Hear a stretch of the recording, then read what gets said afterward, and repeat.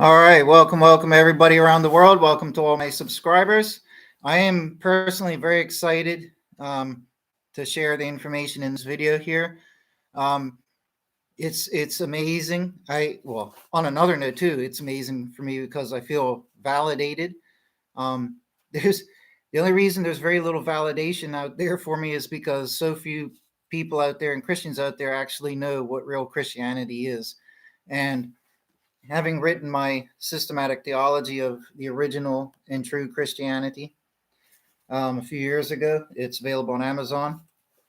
I always feel personally threatened by the fact, not literally, but I feel that I feel that threat of 99.9% of the rest of Christians just think that I'm wrong, um, because so many Christians are believing apostate doctrines. That's why I wrote this book. It's affordable. It's only like $22 or $23, or it might be $20.23. But it's in that range. It's a concise guide and it's excellent. It breaks down uh, theology, Christology, theodicy, apologetics, and it's just a great book, right? But like I said, I feel validated because one of the things that I reveal in there is how the Bible, New Testament, Jesus, the disciples, the apostles, everybody taught what real Christianity was. And real Christianity is very, very different from what we have nowadays. In fact, it changed pretty soon on after Jesus left the earth. Um, some of the most major differences in between real Christianity and what came afterwards, some of those differences are so theologically major that, like, one alone is whether you're breaking the first commandment or not. That's how serious it is. Like, breaking the first command, if I'm not mistaken, was the most heinous crime you could do under the law of God. And even Jesus quoted and reinforced the first commandment. So we know it's still standing as Christians and for Christians. But that's how real and how important this theology matter is because just one of the topics alone that the churches have gotten wrong is a matter of breaking the first commandment and not being aware of it. So depends how strict God is going to be when he comes to the earth to judge everybody. I don't know. I'm not God. I don't speak for him. So, but if God is very strict, as he appears to be in the Bible, then the vast majority, nearly all Christians, are going to be in a whole heap of trouble. And it's very, very scary. So the one topic that I'm focusing on here for this video, the one thing is the Trinity, okay? Because the original and the true Christianity that Jesus and God gave is non-Trinitarian, okay? And Jesus is not God.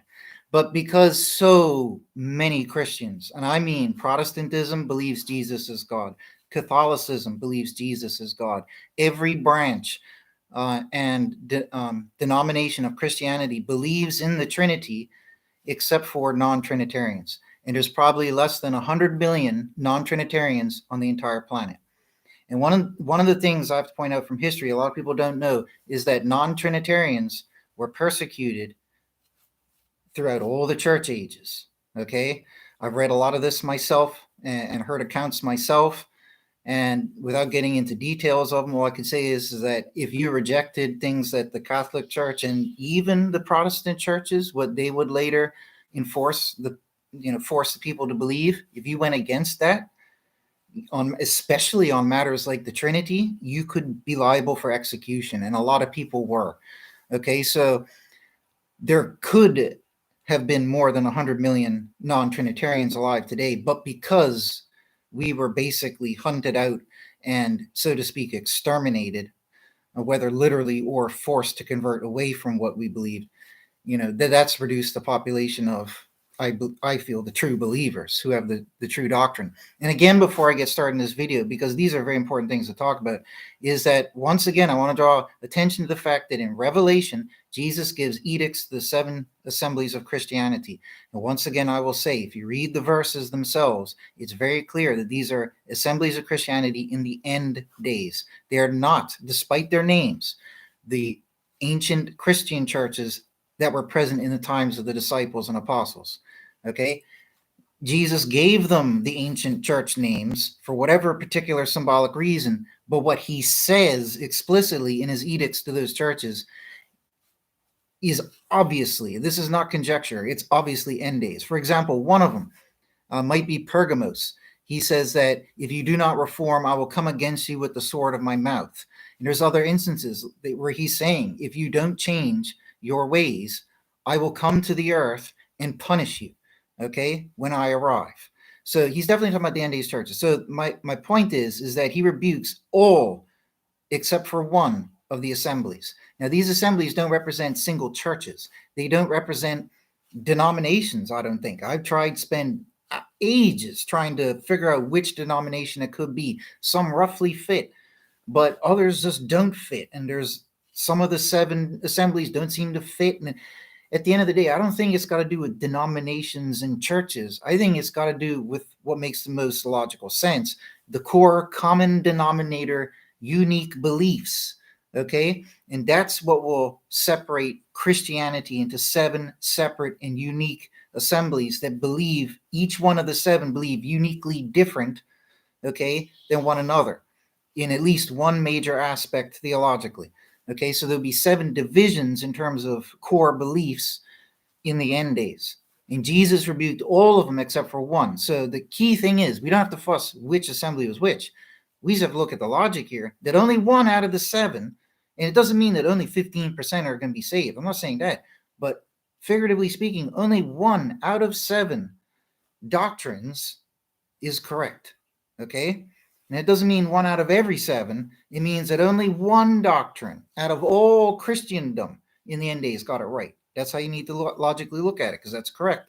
Only one doctrine, one assembly, one theology got it right, okay? And that assembly, whichever one it might be, I don't think it is a denomination. Like I said, I don't think it is a church. There might be churches that teach the right thing. There might be a denomination like non-Trinitarianism that might teach some of the right things. But at the end of the day, I don't think anybody's got it right. But the true doctrine is in the Bible, okay? And even though this is my book, this is scripturally proven.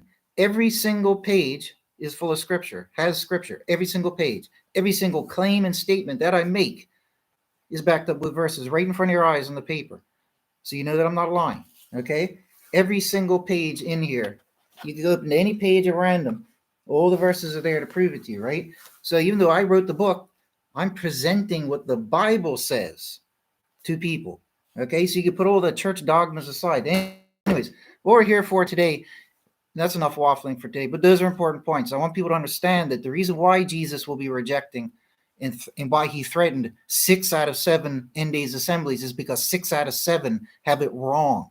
And he says, if you don't get it right, I will come against you with the sword in my mouth. That's not saying I'm going to come and give you some marshmallows and s'more cookies and pat you on the back, even though you got it wrong. No, you got to get it right. That's why it's important for Christians to get it right now. So anyways, one of the biggest flaws in Christianity after Jesus left this earth was the adoption of the Trinity doctrine. This took a couple hundred years. It was not immediate, and it was forced upon the people. I covered in my first chapter of the book. It's about 30 pages alone devoted to this topic. Okay, and I could have written more, like I say in there. There's even more. There's like a list of 80 other verses I could have included in there. Okay, the Trinity. Is the Trinity the true theology? No, it is not. Okay, the only verse in the Bible that mentions a Trinity or the Trinity is in 1 John 5. In that verse, did not exist in any copy of the New Testament for over 1,000 years. I believe it was in 14 or 1500 AD when it showed up in a Roman Catholic copy of the text. Just one copy. But from that point there, it was adopted and enforced and inserted into all the others. These are facts that any historian can tell you. They're not made up by me. Okay? So the only actual verse that mentions a Trinity and talks about Trinity is actually fraudulent and did not exist in the original, as evidenced by 1,000 to 1,500 years of copies of the very same book that do not have the Trinity mentioned. Okay? And I mean a whole paragraph was added to 1 John. So that's one point. But the Bible itself, Old and New Testament, clearly show that there is no such thing as a Trinity, and Jesus is not God. But without going into all the, I got 30 pages in the book to prove that. But for this video here, I have something amazing in terms of proof. There was one of the earliest church writers, church fathers, named Origen. Okay, he's very famous. I personally think that Origen is got to be one of the absolute impeccably greatest people that has ever walked this earth because of his contribution and efforts to proving Jesus, even against opponents. His work against Celsus is extraordinary. There is nothing on this planet in thousands of years that will ever come close to it. I, in all my efforts, feel like a breadcrumb compared to the glory and magnitude of the effort and work that this guy has done. But reading his book against Celsus, okay, Celsus was an opponent to Christianity, and Celsus was also a very intelligent person. I was reading Celsus's works because portions are included in Origen's book against Celsus. Reading Celsus's own words, he is clearly very intelligent. He probably got an IQ near 200. I'm 140. Celsus is smarter than me, but he was a pagan. But Celsus very intelligently broke down Christianity and dissolved it, like step by step, and it's very convincing with his philosophical arguments. Now, thank God, Origen must have felt compelled at the time to make a response to this work by Celsus. So Origen even says at one point that every statement that Celsus made against Christianity, I and we will address in this book. So everything that Celsus said, he made a response to. And the book is astronomically huge, but it's mind-blowing. But anyways, it was written in around 175 AD. Now, Jesus died and left the earth in 26 AD. Even if you want to believe, oh, no, Jesus died in 30 AD. We don't care about a few years right here for this topic. It's irrelevant, right? Jesus died around 26 AD, okay? This is one of the early, in a lot of the books in the New Testament were written 50 to 100 years after Jesus. So this work by Origen being written in around 175, sorry, I might have said BC, I mean AD obviously, right? But Origen wrote this work in 175 AD. This is 150 years after Jesus was on the planet.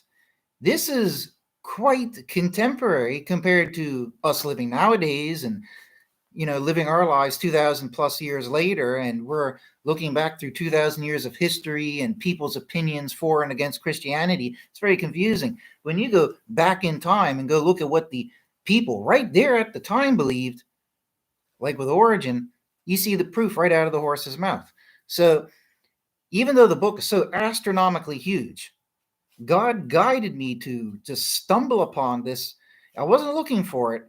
And this blew my mind because it validated my efforts with determining what the true and original theology was. It validates the fact that original Christianity did not believe in the Trinity and that it's heresy.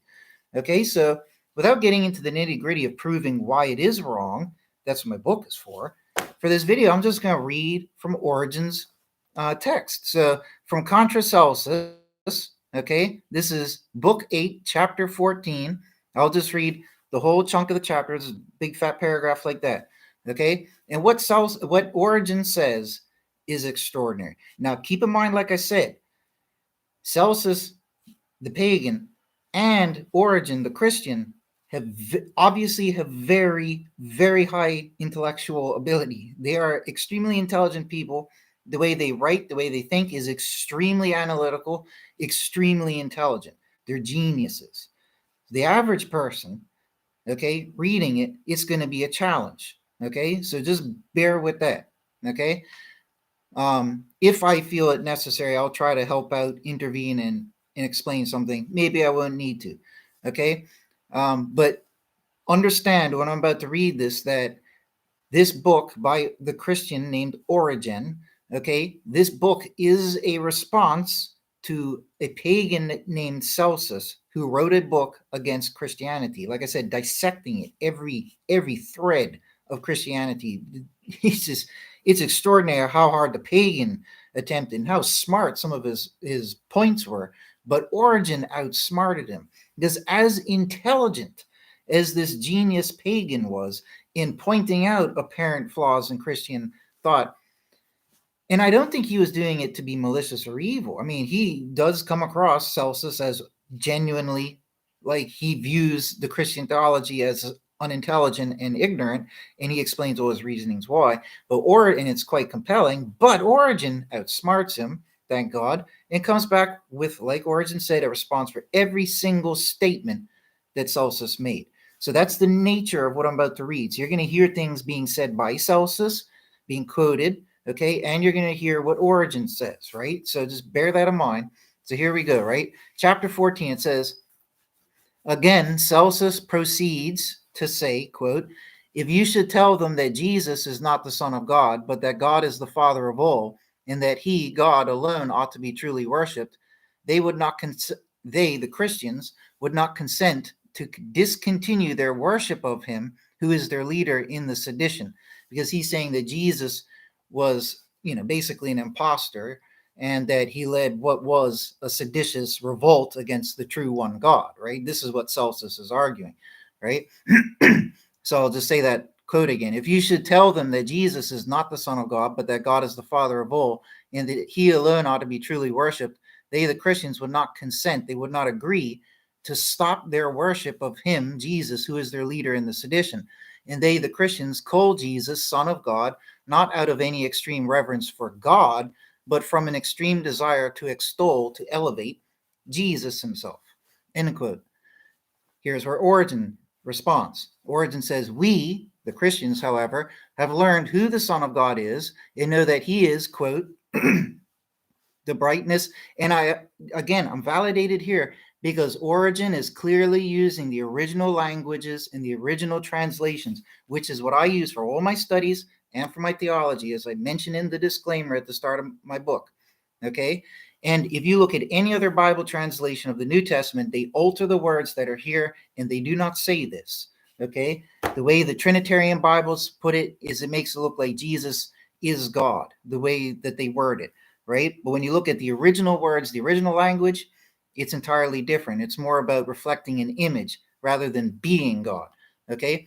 And Origen's actually quoting the original translation like I use in the book, right? So he says, Origen says, we, however, have learned who the Son of God is and know that he is this is where he's quoting the scripture, the brightness of his glory, the brightness of God's glory, and the express image of his person, and the breath of the power of God, and a pure influence flowing from the glory of the Almighty. Moreover, the brightness of the everlasting light, the unspotted mirror of the power of God, in the image of his goodness. We know, therefore, that he is the Son of God, and that God is his Father. And there is nothing extravagant or unbecoming the character of God in the doctrine that he should have begotten such an only Son. And no one will persuade us, the real Christians, that such a one is not a son of the unbegotten God and Father. If Celsus has heard something of certain persons holding that the Son of God is not the son of the creator of the universe, that is a matter which lies between him and the supporters of such an opinion. Jesus is, then, not the leader of any seditious movement, but the promoter of peace. Now, here's where you got to pay attention. For Jesus said to his disciples, quote, peace I leave with you, my peace I give to you.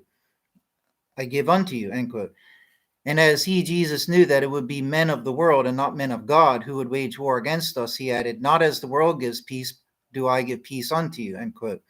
And even although we Christians are oppressed in the world, we have confidence in him who said, quote, in the world you shall have tribulation, but be of good cheer. I have overcome the world, end quote. And it is he whom we call Son of God, Son of that God, namely whom, to quote the words of Celsus, we most highly reverence. And he is the Son who has been most highly exalted by the Father. Now check this. This is what blew my mind. Origen says, grant. Remember, this is 175 AD. There are still books of the New Testament being written in this time period. Okay? The New Testament's still being composed. This guy here, who's about to say the next sentence, is virtually a contemporary to some of the apostles may have just died like 10, 20 something years before him, that type of deal, right? He is quite contemporary to Jesus. He was there with the early Christians doing miracles. He talks all about the early Christians doing miracles. Celsus talks about how the early Christians and Jesus were seen doing miracles. It's all right there. It's fresh. It's fresh. Origen was there at the time. You know what I mean? We're not. And guess what Origen says next? He says, grant that there may be some individuals among the multitudes of believers who are not in entire agreement with us and who incautiously, which means you're not being cautious, and who incautiously assert that the Savior is the Most High God. However, we, the Christians, do not hold with them, but rather believe him, God, when he says, but rather believe him, Jesus, when he says, the Father who sent me is greater than I, end quote. Origen continues, we would not therefore make him whom we call Father inferior, as Celsus accuses us of doing to the Son of God. So the interesting thing is, out of that big chapter I just read, which is very complex, right? Like I said, he only has one or two sentences that touch on the Trinity. The Trinity is a big issue right now in my eyes because 99% of Christians believe it, and it's apostasy. It's against the Bible. It breaks the first commandment, and you may possibly go to hell for it. Okay?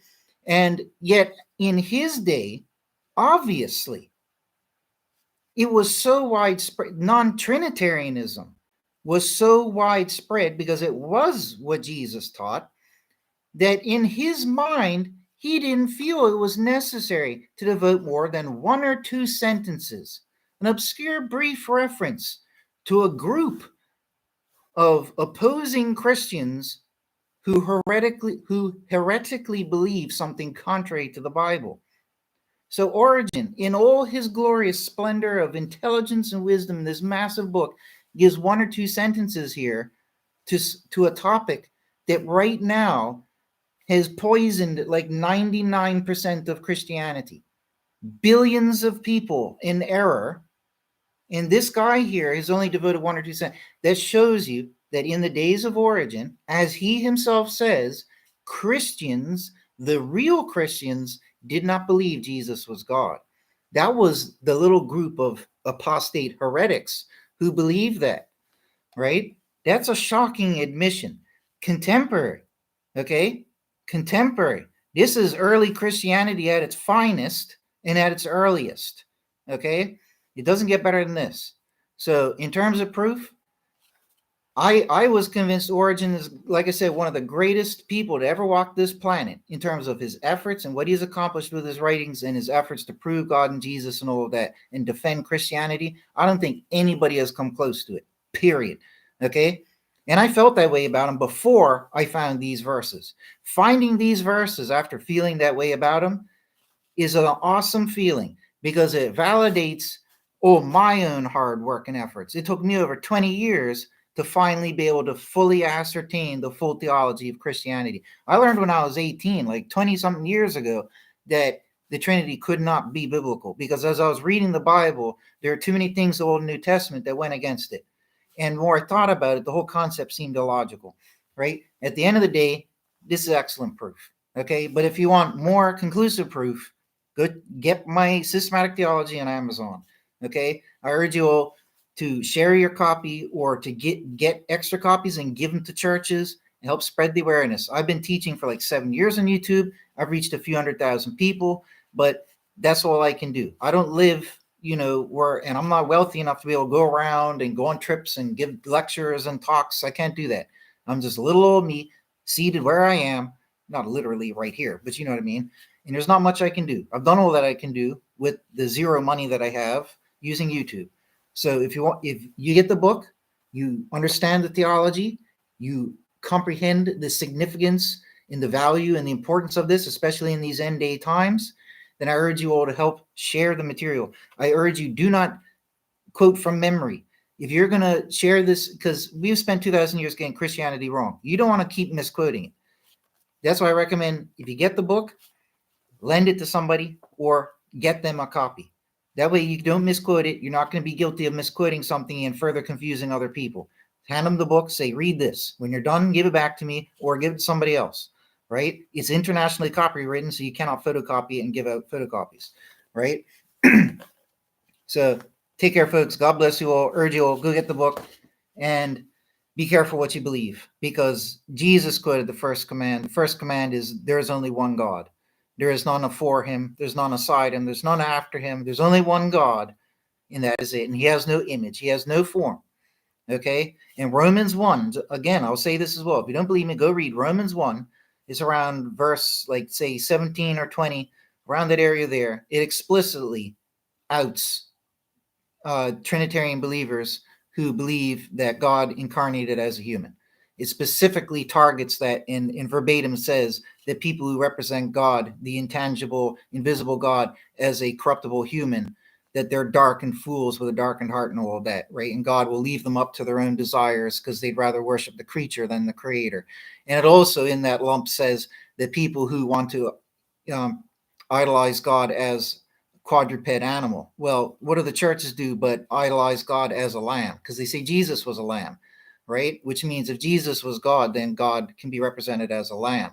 So they have all the pictures and iconography and mental imagery of God being this lamb, and we're sacrificing God. You know what I mean? And it's like the church has forgot about the sin of the golden calf, where the Israelites wanted to build an idol to represent God and built a statue of a cow, another quadruped beast. What did God do to them? He killed them all. He wiped them out. He banned them from entering the promised land.